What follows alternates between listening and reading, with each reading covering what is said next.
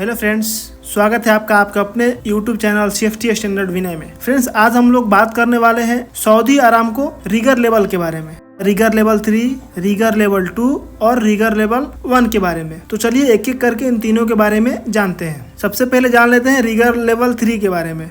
No formal requirement, यानी कि कोई औपचारिक आवश्यकता नहीं है। नो डिग्री या सर्टिफिकेट रिक्वायर्ड, यानी कि कोई डिग्री या प्रमाण पत्र की भी आवश्यकता नहीं है रिगर लेवल 3 के लिए। बेसिक रिगिंग नॉलेज, यानी कि आपको बेसिक जो रिगिंग का नॉलेज है वो होना चाहिए। एपीआर एग्जाम, जो सऊदी अरामको एक एग्जाम लेता है रिगर का, वो आपको एग्जाम पास करना है।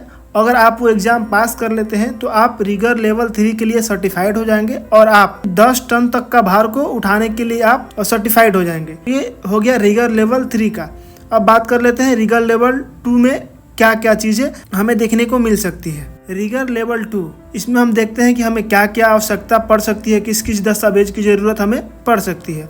नो फॉर्मल रिक्वायरमेंट, यानी कि कोई औपचारिक आवश्यकता नहीं है। नो डिग्री या सर्टिफिकेट रिक्वायर्ड, इसमें भी किसी डिग्री का या किसी प्रमाण पत्र की आवश्यकता नहीं है। If you have rigger level 3 certificate with having more than 1 year experience then you can apply for rigger level 2 certificate, यानी कि अगर आपके पास रिगर लेवल 3 का सर्टिफिकेट है और आपके पास कम से कम 1 साल का एक्सपीरियंस है तो आप रिगर लेवल 2 के लिए उस कंपनी में आरामको में अप्लाई कर सकते हैं। आरामको अपना एग्जाम लेता है, वो आपको एग्जाम देना पड़ेगा और आप उस एग्जाम को पास कर लेते हैं, उस परीक्षा को पास कर लेते हैं तो आप 40 टन तक के रिगिंग को कर सकते हैं। आप सर्टिफाइड हो जाएंगे रिगर लेवल 2 के लिए। अगर आपको वीडियो पसंद आया तो वीडियो को लाइक करके चैनल को सब्सक्राइब कर लीजिए और बेल आइकन प्रेस कर दीजिए ताकि नेक्स्ट आने वाले वीडियो की नोटिफिकेशन आपको आसानी से प्राप्त हो सके। अब बात कर लेते हैं रिगर लेवल 1 के लिए। मोस्ट सीनियर पर्सन, यानी कि सबसे वरिष्ठ व्यक्ति। मैकेनिकल इंजीनियर, यानी कि अगर आपके पास मैकेनिकल इंजीनियरिंग का डिग्री है तो आपके लिए वो एक बेनिफिट है। Direct apply for rigger level 1, अगर आपके पास मैकेनिकल का डिग्री है,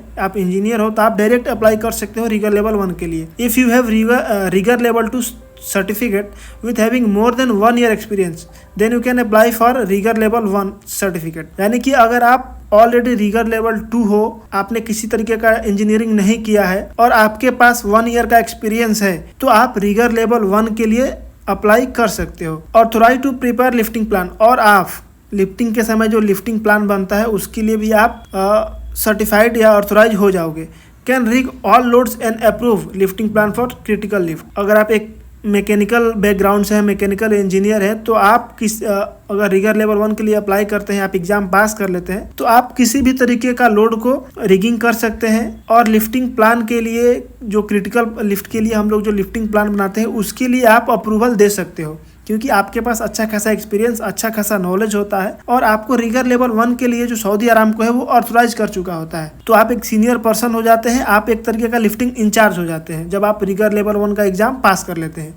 तो ये था हमारा रिगर लेवल 3, रिगर लेवल 2 और रिगर लेवल 1 का कुछ डिस्क्रिप्शन। इसके बारे में अगर आप डीपली जानना चाहते हैं तो हमें कमेंट करिए, हम कोशिश करेंगे इस पर एक और फुल वीडियो लाने की। मिलते हैं किसी दूसरे वीडियो में दूसरे टॉपिक के साथ, तब तक के लिए जय हिंद, जय भारत।